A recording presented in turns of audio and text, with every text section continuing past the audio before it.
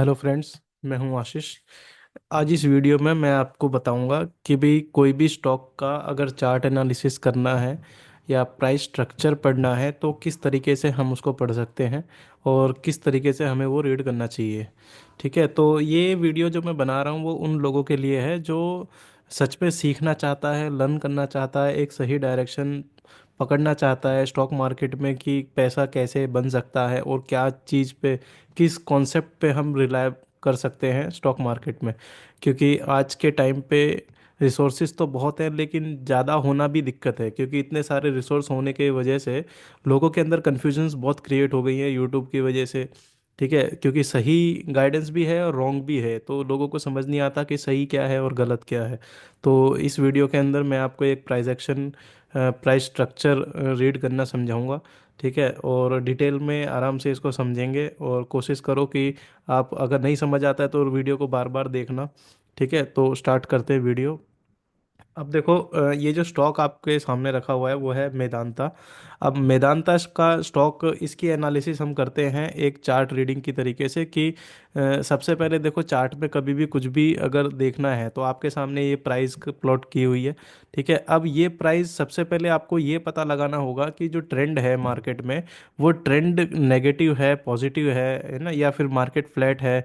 तो सबसे पहला मेन काम कोई भी एनालिसिस का ये होता है कि ट्रेंड ट्रेंड को आइडेंटिफाई करना। अब ट्रेंड आइडेंटिफिकेशन के बहुत सारे तरीके हैं।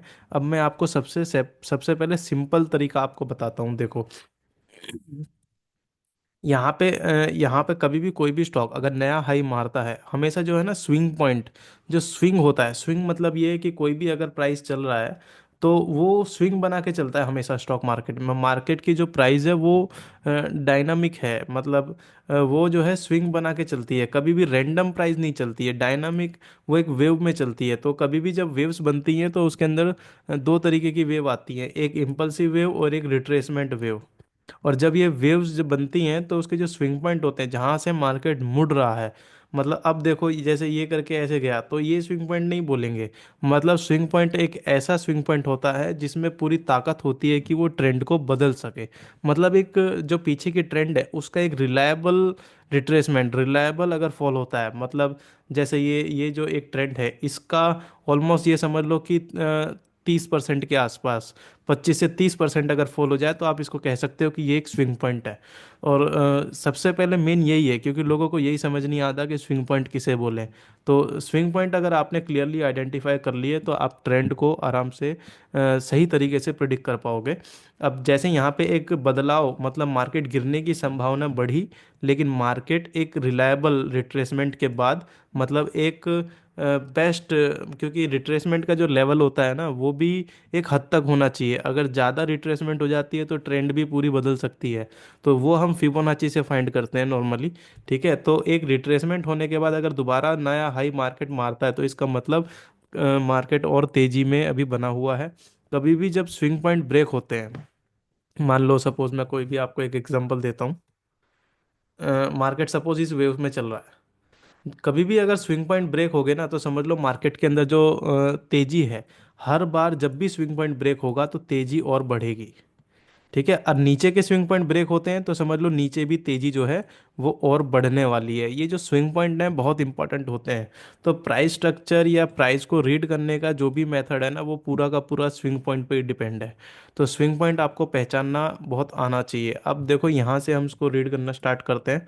ठीक है, यहाँ पे मार्केट ने एक स्विंग पॉइंट बनाया, अब वही स्विंग पॉइंट पे मार्केट वापस रिवर्स हुआ और उस लेवल पे मार्केट ने एक ब्रेक दे दिया अपसाइड। ठीक है, अब इंडिकेटर के अंदर भी देखो कैंडल्स कैसी बन गई है, यहाँ पे एक पिंक कलर की कैंडल आ गई है। पिंक कलर मतलब देखो, मतलब इसको जो मैंने कलर दिया है वो इस तरीके से है कि एवरेज से ज़्यादा अगर वॉल्यूम होती है तो कैंडल आपकी पिंक बन जाएगी। अब यहाँ पे देखो पिंक कैंडल है, इसका मतलब एवरेज से ज़्यादा वॉल्यूम है। तो वॉल्यूम्स के साथ यहाँ पे एक स्विंग पॉइंट ब्रेक हुआ।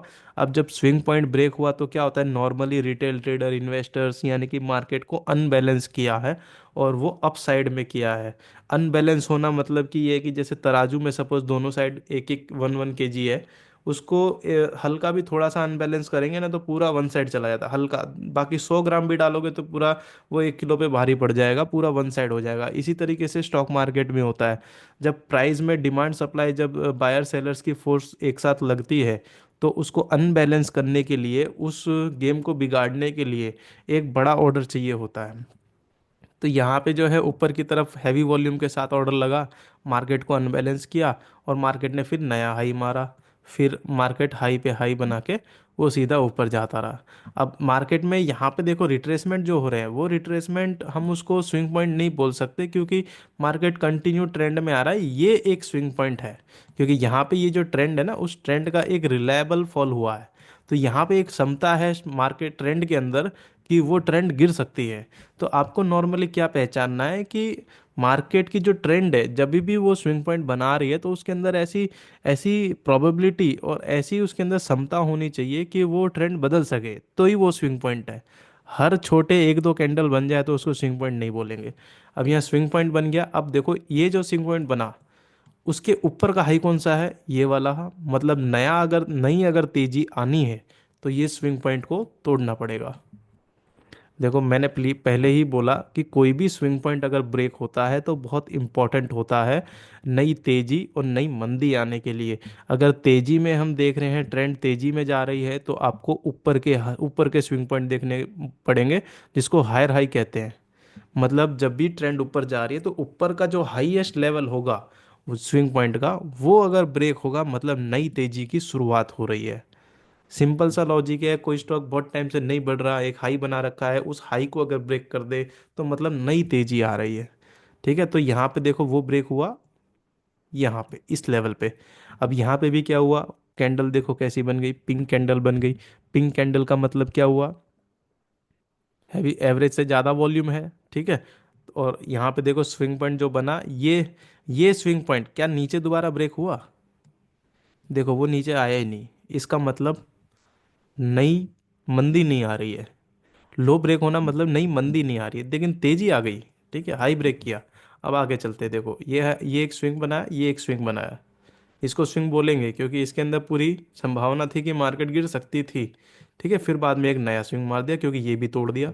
फिर जब दोबारा गया तो दोबारा भी एक स्विंग बना दिया। ठीक है, और फिर जब मार्केट नीचे आया तो अब देखो जो पीछे वाला लो है, वो लो अभी भी तोड़ा नहीं है, इसका मतलब नहीं मंदी नहीं आई है अभी। ठीक है, वो हाई उसने तोड़ा, फिर वापस वो नीचे आ गया, फॉल हुआ। ठीक है, अब दोबारा अगर हाई मारता है तो देखो इसने दोबारा वापस हाई मार दिया। तो इसका मतलब यहाँ मंदी, मतलब तेजी रुकने की कोशिश हुई थी। ठीक है, लेकिन दोबारा हाई उसने तोड़ दिया बिना लो तोड़े, तो इसका मतलब तेजी वापस रिज्यूम हो गई है। ठीक है, ये क्या है ना, प्राइस एक्शन आपको धीरे धीरे ऐसे ही कॉन्सेप्ट अप्लाई करना पड़ेगा। जब आप रेगुलर बेसिस पे इस तरीके से रीड करोगे चार्ट को, तो आपको समझ आ जाएगा कि भाई ये मैक्सिमम नंबर ऑफ टाइम्स ये वर्क करेगा। ठीक है, और बहुत बार ऐसा होगा कि वो ब्रेक करेगा, फेल होगा, फिर नीचे ब्रेक करा, फिर फेल होगा। बहुत बार ऐसा हो सकता है क्योंकि वो ट्रैप भी होता है, पर वो कम होता है। ठीक है, तो मैक्सिमम टाइम ये लाइफ टाइम चलेगा, ये चीज़ बदलने वाली नहीं है, ये तो चलती रहेगी। और इसीलिए आपने देखा होगा यूट्यूब वगैरह सब जगह प्राइस एक्शन पे बहुत इंपॉर्टेंस दिया जाता है। अब देखो जैसे इसने हाई ब्रेक किया, फिर मार्केट ने वापस नया हाई बनाया। ठीक है, फिर वापस नया हाई मारते जा रहा है। ठीक है, अब ये जो हाई मारा उसके बाद देखो ये क्या हो रहा है, फॉल हुआ। लेकिन ये जो फॉल है, ये ऐसा फॉल पूरे इस ट्रेंड में इतना फॉल नहीं आया। ठीक है, तो मार्केट में अभी देखने जाए तो ये फॉल है, रिट्रेसमेंट है इस तेजी के हिसाब से।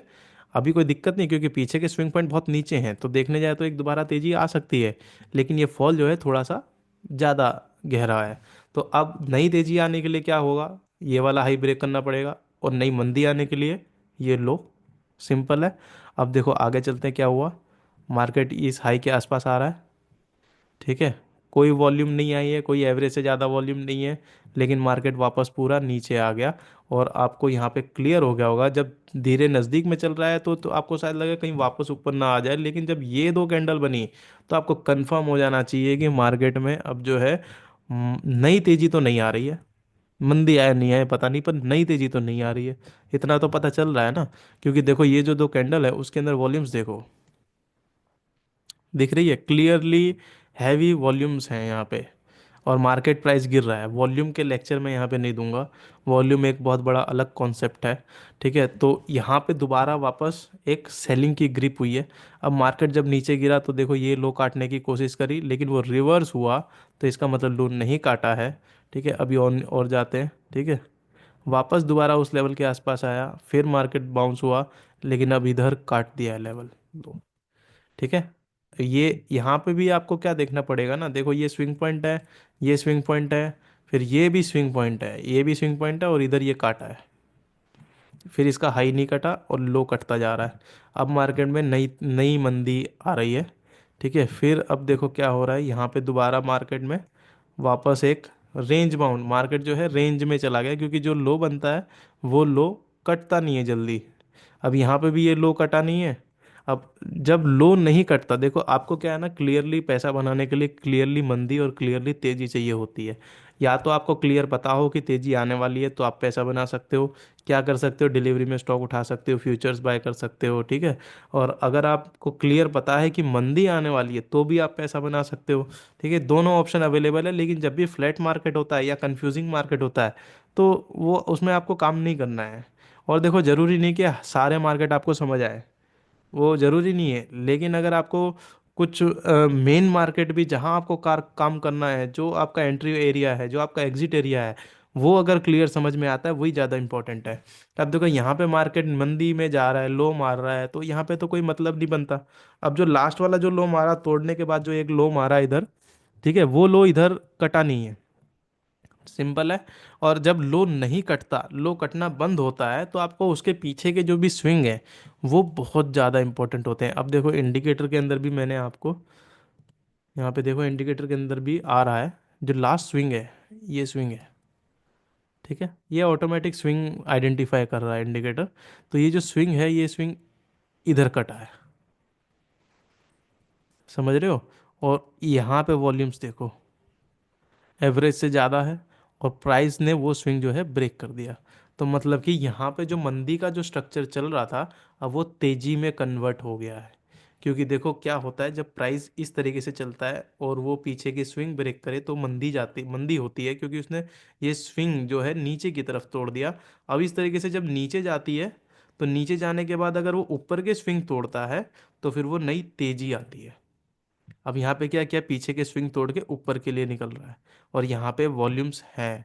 क्योंकि यहाँ पे भी देखो लास्ट दो कैंडल में एवरेज से ज़्यादा वॉल्यूम आ रहा है। कैंडल में अभी कलर नहीं आया है, क्योंकि जो कंडीशन है वो प्रॉपरली पूरी मैच नहीं हुई है, लेकिन यहाँ पे भी वॉल्यूम्स हैं। ठीक है, तो मेरे हिसाब से इसमें भी शायद कलर आ जाएगा दिन के एंड में। ठीक है, पर ये जो फॉर्मेशन अभी चल रहा है, ये स्ट्रक्चर बदल रहा है। मतलब मार्केट प्राइस जो है, अब पूरा मैं लॉन्ग टर्म का चार्ट अगर देखूं मैदानता का, तो यहाँ पे एक बहुत बड़ी रैली है। इस रैली के बाद मार्केट क्या हुआ, वो थोड़ा सा साइडवेज चला गया।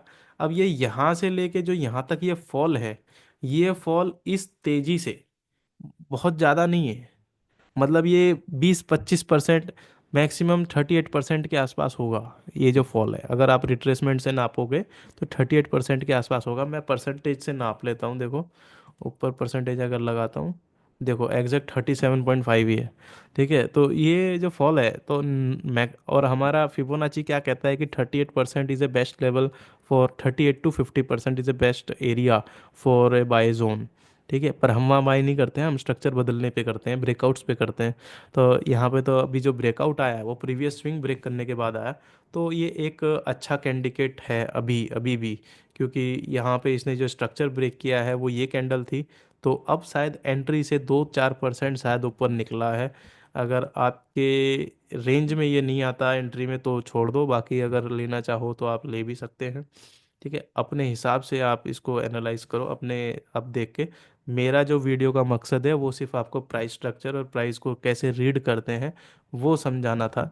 और मेरे हिसाब से आपको ये समझ में आ जाएगा। अगर वीडियो नहीं समझ आता तो वीडियो को बार बार देखो, क्योंकि मेन तो प्रोसेस यही होती है। आप बहुत ज़्यादा इंडिकेटर वगैरह वो सब लगाने की ज़रूरत नहीं है। मेन जो चीज़ें वर्क करती हैं, जो रेगुलर करने वाली हैं, उन चीज़ों पे ज़्यादा फोकस करो। ठीक है, थैंक यू।